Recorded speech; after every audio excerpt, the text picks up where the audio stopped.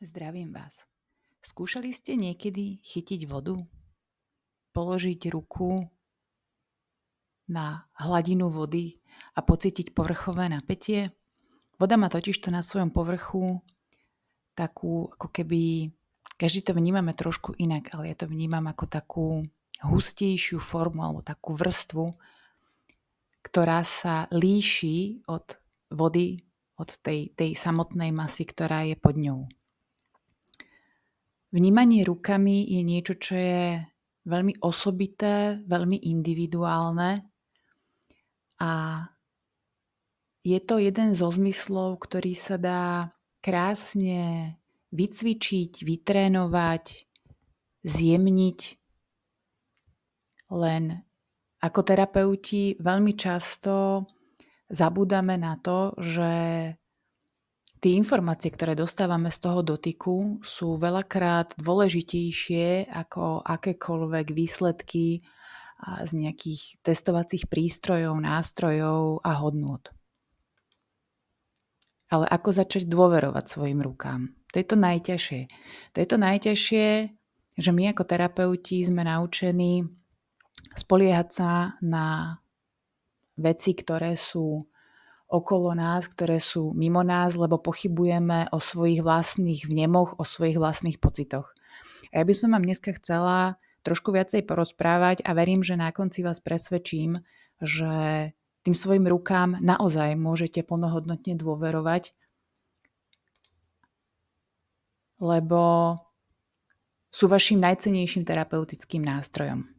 Dlho som rozmýšľala nad tým, akým spôsobom spraviť tieto prezentácie, akým spôsobom v podstate školiť alebo naučiť alebo odovzdať nejaké osobné skúsenosti, keď samozrejme nie je tá spätná väzba. Predchádzajúca prezentácia bola v podstate len takou reprodukciou prednášky a prezentácie, ktorú som robila naživo. Preto to bolo trošku inak spracované, lebo to bola klasická prezentácia, kde sme sa stretli s mnohými z vás, kde tam bol ten osobný kontakt a nemám rada nachystané, pripravené veci takým tým učebnicovým spôsobom, že ideme kapitolu po kapitole, to si môžete prečítať, to je iná forma prezentácie. Ja som naučená sa napájať tak ako na tých klientov, tak rovnako som naučená sa napájať alebo nejakým spôsobom interagovať s tými ľuďmi, ktorým chcem niečo odovzdať, s ktorými sa chcem porozprávať. Toto je samozrejme forma, kde som sa musela vynájsť a dlho som rozmýšľala nad tým, ktorá by bola taká pre mňa najprirodzenejšia, pretože som naučená odpovedať na otázky. Otázky, ktoré dostávam alebo ktoré nejakým spôsobom z tej rozpravy vyplynú, čo je samozrejme veľmi ťažké v tejto forme, tak som si nejakým takým spôsobom v hlave sa snažila zoradiť alebo sama seba sa možno spýtať a predstaviť si, čo by ste sa asi pýtali vy, alebo čo by sa spýtal, alebo čo ho možno zaujíma, aké otázky vás motivujú vlastne na to, aby ste vôbec si zapli tú prezentáciu, aby ste vôbec nejakým spôsobom hľadali odpovede na tie vaše otázky, aby som ja vám dala tie odpovede v tej prednáške. Takže taká základná otázka je, že prečo to vôbec potrebujem? Prečo ja ako terapeut vôbec potrebujem zlepšiť moje vnímanie rukami? Tak, ako som už povedala, je to váš, aj môj, najcennejší terapeutický nástroj. Máte ho všade so sebou, nestojí nás žiadnu ďalšiu finančnú investíciu, nepotrebuje upgrady, potrebuje možno trošičku vyladiť, alebo skôr, ako som povedala, ten nástroj samotný je dokonalý. Skôr my sa musíme naučiť dôverovať a absolútne veriť tým informáciám, ktoré vďaka tomuto našemu najcennejšiemu terapeutickému nástroju získavame. Ďalšia otázka je, na čo to využijem? Taký ten klasický prístup možno je, že my ako terapeuti používame dotyk a vlastné ruky len na samotné terapie. Nie je to samozrejme tak. To prvé a absolútne prvotné, na čo inštinktívne tie ruky použijete, bez toho, aby ste si to možno reálne nejakým spôsobom uvedomovali, je to, že keď sa dotknete klienta, keď vám príde napríklad, ja neviem, s bolestiami v kolene, má za sebou, alebo teda za sebou má vyšetrenie u doktora, možno má so sebou nejaké rentgenové snímky alebo nejakú magnetickú rezonanciu, vy si ho vyspovedáte, spravíte anamnézu, odoberiete pekne tak, ako sa má, máte určitú predstavu.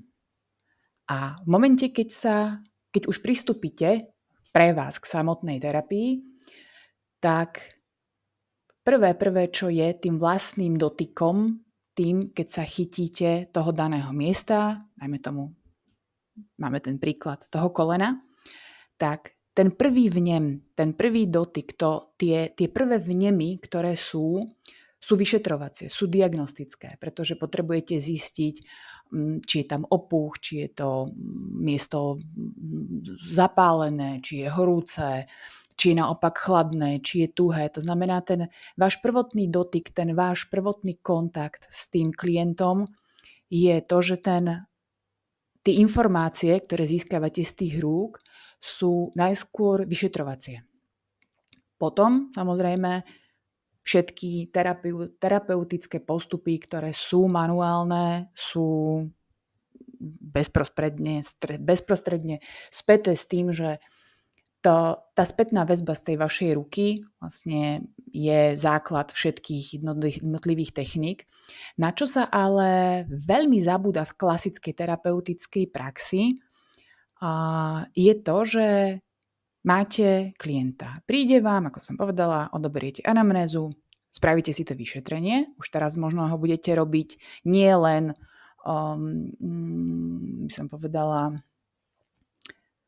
automaticky, ale začnite sa viacej sústrediť už pri tom prvotnom vyšetrení, napríklad na kvalitu tkaniva, na stuhnutosť svalov, proste ten prvý vnem, aké sú tie vlastnosti danej oblasti, ktorú nejakým spôsobom idete ovplyvňovať. Potom vykonáte jednotlivé techniky, a na záver každého takéhoto sedenia by v podstate mali byť kontrolné hmaty, kontrolná palpácia, ktorá by vám mala dať spätnú väzbu a mala by sa líšiť od toho, čo ste rukami vnímali pri vyšetrení. Tým si viete vy sami skontrolovať, čo sa zmenilo, čo ste ovplyvnili, či je to miesto prekrvenejšie, mäkšie, voľnejšie, pohyblivejšie. Jednoducho, či tá vaša terapia, ktorú ste robili, bola účinná. Či nejakým spôsobom zmenila, v ideálnom prípade samozrejme k lepšiemu, ale či tú danú oblasť, kde ste robili terapiu, nejakým spôsobom ovplyvnila. Pokiaľ nie, znamená to, že ste sa netrafili. Buď ste sa netrafili do miesta problému, alebo ste sa netrafili technikou. Toto samozrejme nemusí prebiehať len úplne na záver. Hej? Tieto priebežné kontroly, aspoň ja som to tak vždycky robila, najskôr si ohmatáte, prehmatáte, zistíte, diagnostikujete, vyšetríte, spravíte nejaký hmat, nejakú terapiu, nejakú techniku na nejaké miesto. A môj osobný postup bol taký, že som si kontrolovala už vlastne aj v priebehu tej samotnej terapie. Lebo to je také smerovanie. Idete po cestičke a to telo, tie tkanivá samotné vám dajú spätnú väzbu, či idete správnym smerom, či sa blížite, niečo ste ovplyvnili, alebo ste len niekde blízko, alebo či ste úplne niekde mimo. Vždy je tá šanca sa samozrejme vrátiť naspäť. Áno, stáva sa to. To nie sú omyly, ono je to taká detektívna práca. Keď hľadáte nejaký problém, keď hľadáte nejakú dysfunkciu, alebo teda zdroj tých nejakých zreťazených dysfunkcií, veľmi často sa aj mne stávalo, že som sa jednoducho netrafila. Tak som prešla niekam inam, vrátila som sa naspäť, treba ísť vždy ako keby o krok späť. A preto je dobré si aj pamätať, čo vlastne palpujete, čo vnímate, zapamätať si pri tom vyšetrení, pri tom prvotnom dotyku, čo ste tými rukami nasnímali. Potom spraviť terapiu, spraviť si kontrolu a pokiaľ to ide pre vás vhodným smerom, požadovaným smerom, že sa deje to, čo chcete, aby sa dialo, tak môžete pokračovať, po prípade to viete zmeniť. Potom z toho vyskytne taká najzásadnejšia otázka, možno sa zdanlivo zdá hlúpa, že čím palpujeme. Receptormi v koži. Súhlasím, palpujeme rukami. Ale keď sa nad tým zamyslíte, tak v koži máme iba receptory. To sú len nejaké záchytné miesta, nejaké miesta, ktoré pozbierajú informácie, ale to vyhodnotenie tých signálov, tých informácií prebieha v našej mozgovej kôre, našom mozgu. Takže keby som to trošičku rozšírila, tak my vnímame mozgom. My palpujeme mozgom, našim mozgom, našimi neurónmi, ktoré sú v mozgovej kôre. A toto je práve tá cesta, ktorá, keď sa po nej často nechodí, alebo skôr tým, že v mozgovej kôre je naše vedomie, tak čím si lepšie dokážeme uvedomovať tú kvalitu tých vnemov, tým je ako keby ten dotyk farebnejší. Získame rozsiahlejšie spektrum tých farieb, tých jednotlivých vnemov, ako to vnímame. Takže nie len čierna, biela, horúce, studené, tvrdé, mäkké, ja neviem, opuchnuté a kostnaté, ale sme schopní, keďže všetko sa to odohráva v našej mozgovej kôre, kde všetci vieme, tam je vedomie. V mozgovej kôre je nejakým spôsobom tá naša vedomá činnosť, ktorú si uvedomujeme a práve vďaka tomu si dokážeme vedome zlepšovať aj ten samotný hmat, aj tú samotnú palpáciu. A čo to teda tá palpácia je? Klasická definícia, je to fyzikálne vyšetrenie pohmatom. Čiže bavíme sa čisto o fyzike, o fyzikálnych zákonoch a zákonitostiach a používame na to svoj hmat. Čo je fyzikálne vyšetrenie? A toto je také zaujímavé, pretože berieme to všetci ako takú exaktnú vedu a pritom si neuvedomujeme, že fyzikálne vyšetrenie, jeho definícia je, že je to vyšetrenie chorého zmyslami lekára. To znamená vás, vašimi osobnými zmyslami. Preto je palpácia a fyzikálne vyšetrenie ako také subjektívne. Je neprenosné, je meniace sa, je nemerateľné, no napriek tomu je skutočné. A teraz v podstate prečo? Prečo je subjektívne? Jednoduchá odpoveď, tým, že sa jedná o subjektívne, osobné vyšetrenie klienta, pacienta mojimi vlastnými zmyslami, tak je to nejaký môj osobný vnútorný vnem. Preto je samozrejme neprenosné. Nedokážem sa s vami podeliť o to, akým spôsobom ja vnímam, alebo vidím, alebo akým spôsobom mi chutí káva, pretože je to niečo, čo je môj subjektívny, vnútorný, osobný vnem, moja skúsenosť a tá sa nedá zdieľať. Je ale aj meniaca sa. Tá samotná schopnosť sa mení aj vďaka tomu, že sa mení objekt, ktorý palpujeme, ale meníme sa aj my vnútorne, každou minútou, každou sekundou. Takže je normálne, tak ako sa hovorí, že dvakrát nevstúpíš do tej istej rieky, pretože buď to bude iný človek, alebo to bude iná rieka. S tou palpáciou je to veľmi podobné. Je nemerateľná, aspoň teda zatiaľ nie je verifikovateľná, aj keď sa snažia vyvíjať naozaj veľmi, veľmi citlivé prístroje. Stále je tá ľudská ruka s tými všetkými receptormi, zakončeniami, s tým mechanizmom a s tým prepojením na náš výkonný počítač, na náš hardware, je stále tá ruka najcitlivejším zariadením a ešte sme nenašli, nevyvinuli dostatočne komplexné a citlivé zariadenie, ktoré by dokázalo interpretovať to isté, čo dokážeme my navnímať vlastnými rukami, pretože tých vecí, tých vnemov je neskutočné množstvo. Naozaj, keď sa sústredíte, tak dokážete neuveriteľne veľa informácií získať len tým samotným dotykom. To ale neznamená, že to nie je skutočné. Keď chytím pohár, je skutočný pohár a je skutočný aj môj vnem, že ten pohár je napríklad ťažký, studený, sklenený. Takže aj keď doktor Levitt povedal, že palpujeme ilúziu, je to pravda, no napriek tomu je to skutočné. Ďalšia otázka je, tým sa dostávame ďalej, čo vlastne dokážeme palpovať, čo dokážeme navnímať tými rukami. Jednoznačne, tam asi nikto nebude pochybovať, dokážeme napalpovať, navnímať rukami, dokážeme nahmatať štruktúru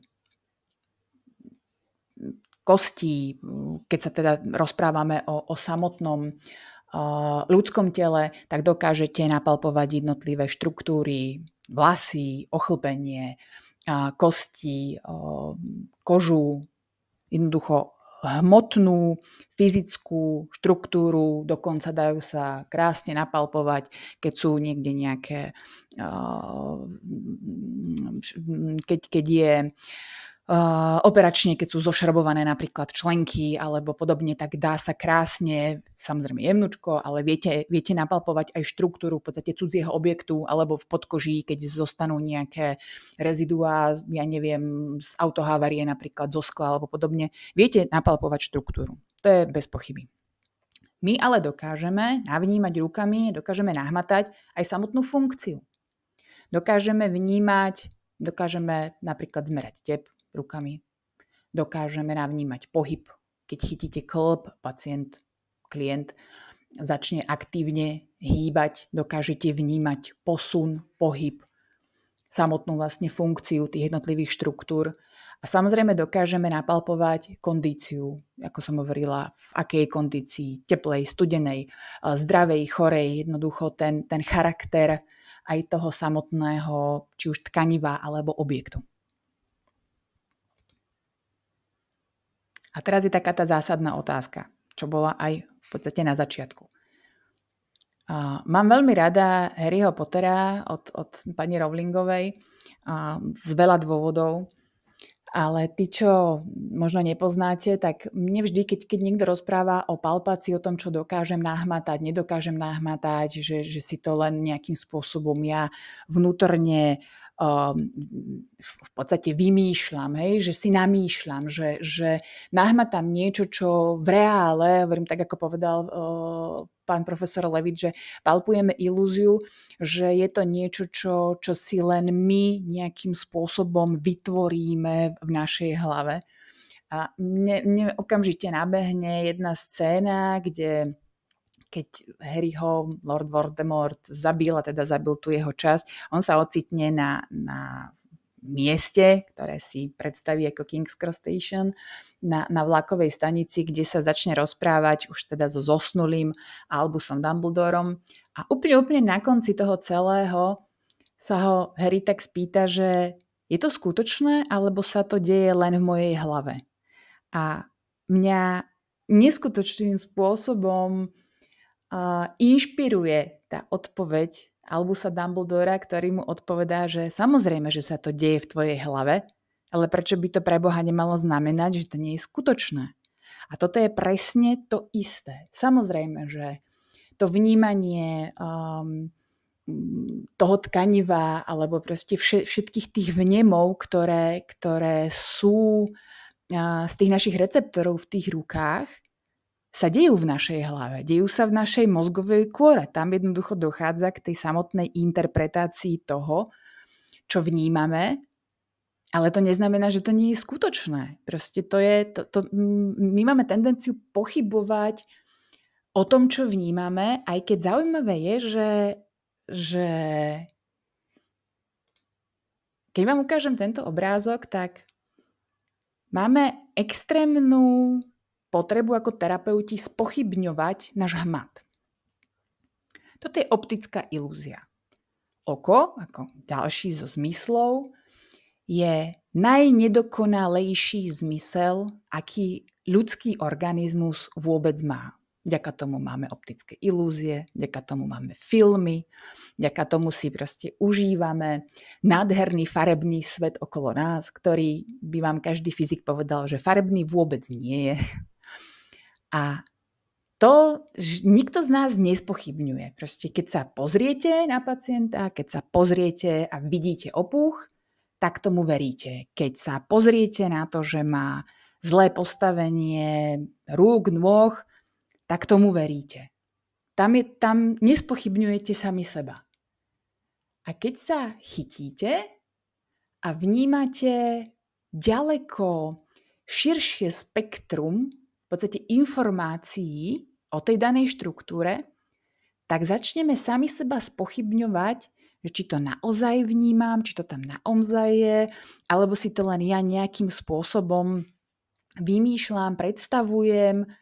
A jedno aj druhé je pravda. Áno, predstavujete si to v tej mozgovej kôre, pretože máte vnútorný obraz anatómie daných štruktúr, viete, čoho sa chytáte, viete, čo palpujete, ale to neznamená, že to nie je skutočné, že to nie je naozaj to, čo vám to tkanivo nejakým spôsobom sprostredkováva, nejakú tú informáciu o sebe. A preto je podľa mňa veľmi dobré, keď si buď neveríte, alebo práve na také zjemnenie toho vnímania a na zväčšenie a zlepšenie tej dôvery v seba samého a vo svoj vlastný hmat sú rôzne cvičenia. Raz sa stalo, že nám vypadla elektrika.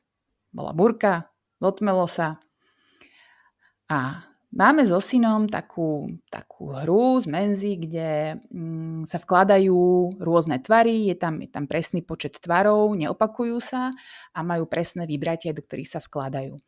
A mne sa veľmi páčila reakcia môjho syna, ktorý samozrejme túto hru pozná. A zrazu, keď sme ju hrali po tme, tak samozrejme získala úplne iný rozmer.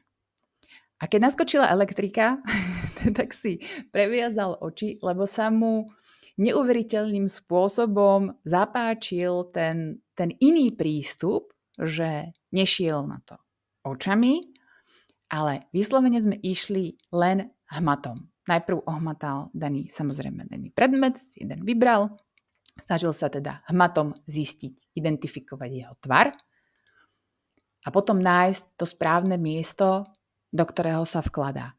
Tých cvičení, ako si viete vy sami pre seba overiť, či vnímate správne tými rukami, je neuveriteľne veľa. Určite keď máte malé deti alebo niekto vo vašom okolí, tak všetky Montessori pomôcky na zlepšenie hmatu, rôzne predmety, viete sa skúšať aj sami, viete sa skúšať navzájom. Skúste vylúčiť zrak. Pri klientovi nie je veľmi dobré, ani sa neodporúča zatvárať oči. Má to veľmi jednoduché a praktické vysvetlenie. Keď sa snažíte preniknúť donútra do hĺbky organizmu klienta, keď sa aspoň teda ja osobne, keď to tak ako vnímam, môj ten osobný pocit je to, že keď sa chytím kamkoľvek, jedno, ktorú robím techniku, jedno, či robím kraniosakrálnu techniku alebo viscerálnu, potrebujete sa samozrejme sústrediť a potrebujete začať vidieť cez tie ruky, cez ten dotyk, to znamená nejakým spôsobom sa potrebujete sústrediť a dostať sa dovnútra, do organizmu toho klienta. A nezatvárajte pri tom oči. Má to veľmi, veľmi, veľmi jednoduché a praktické vysvetlenie. Síce vám to pomôže lepšie sa dostať dovnútra, možno práve s tým vylúčením toho zraku, ale nezabúdajte na to, že vždy robíte nejakú techniku. Nezachytíte, keď ten klient napríklad začne strácať vedomie. Takže to je naozaj len taká praktická záležitosť. Nezatvárať oči, mať stále pod kontrolou, čo robím a ako robím. To znamená, že skôr sa veľmi často nám pomáha taký ten tzv. Pohľad do blba. Nájsť si nejaký vzdialený bod alebo taký ten rozmazaný pohľad niekde buď stranou, alebo záleží samozrejme, či vo väčšine prípadov ten klient ležal, niekedy sedí, tak buď do diaľky, ponad to telo, alebo nejakým spôsobom, stále by ste periférne trošku vnímali to, či neodpadáva, či mu neprichádza zle, či ja neviem, nie je nejaký problém. Vždy je dobré naozaj veľmi odporúčam nezatvárať tie oči a byť stále v podstate tu a teraz. Akurát sa naučte prepnúť na taký vnútorný zrak. Naozaj, že trošičku také ako keby rozmazané videnie, zapozerajte sa niekam na jeden bod, prestaňte vnímať ten bod a napojte sa viacej vnútorným zrakom na tie ruky, na ten dotyk. Samozrejme, že pri cvičeniach môžete úplne kľudne si tie oči previazať alebo byť v úplnej tme, ako vám to vyhovuje. Ale pri klientovi naozaj, pri pacientovi nikdy nezatvárajte oči, už vôbec nie pri malých deťoch, ale všeobecne jednoducho nezatvárať oči a začať vnímať. Začať vnímať, lepšie vnímať rukami, lebo tie informácie tam sú. Vy to viete, vy to cítite. Naozaj sa skúste dotknúť rôznych štruktúr, rôznych materiálov, rôznych objektov, ale nielen objektov, ale naozaj podľa mňa veľmi dobré je také, že prejsť po listoch, prejsť po látke, prejsť po takých možno ťažšie hmatateľných štruktúrach, veľmi jemných. Máte napríklad trávnik a keď veľmi pritlačíte, tak nevnímate tie jednotlivé steblá. Alebo naozaj veľmi si myslím, že dobrou pomôckou je skúsiť sa dotknúť tej hladiny, tej vody a vnímať ten rozdiel. A takým by som povedala, takou mojou radou možno na záver je to, že zjemnite dotyk. Dotyk by mal byť pevný, nie ako leklá ryba, naozaj aj ľudia majú radi, keď je taký asertívny, keď je plošný, naozaj taký stabilný, taký pevný, ale to neznamená, že musí byť tvrdý. Nemusíte pritlačiť. Hej? Skúste možno, keď budete aj najbližšie, robiť možno aj známu techniku, alebo práve pri tých vyšetrovacích technikách je to najlepšie pri tom prvom diagnostickom hmate. Je dobré v podstate len, ako keby som vždy vravela, že chytím kontakt. Len priložte tú ruku. Len ju položte. Celou plochou, jemne roztiahnuť prsty. Pokiaľ tá štruktúra samozrejme nie je plochá, málo kde je, ich chrbát je členitý, snažte sa kopírovať povrch daného miesta, daného objektu, ale len priložte. Len ako keby ste naozaj mali nejaké detektory, nejaké elektródy alebo niečo, ktoré len priložíte a potom postupne samozrejme môžete buď jemne zvýšiť ten tlak alebo ho ešte dokonca malinko ubrať, aby ste ale nestratili kontakt, napríklad koža na kožu, hej, keď priložím. A potom môžete prichádzať k tým rôznym posunom. A zase aj v rámci toho posunu viete byť veľmi jemný, veľmi povrchovo, alebo viete postupne jemným zvýšovaním toho prítlaku sa dostávať k hĺbším štruktúram. Takže prajem vám veľa úspechov pri trénovaní a pri zlepšovaní vnímania vašimi rukami a hlavne vám prajem, aby ste začali naozaj skutočne vnútorne, nespochybniteľne dôverovať tomu, čo tými rukami získate, aké informácie, čo s nimi navnímate, lebo to je váš naozaj najcennejší, aj teda váš, môj, najcennejší terapeutický nástroj, ktorý viete zobrať kamkoľvek so sebou.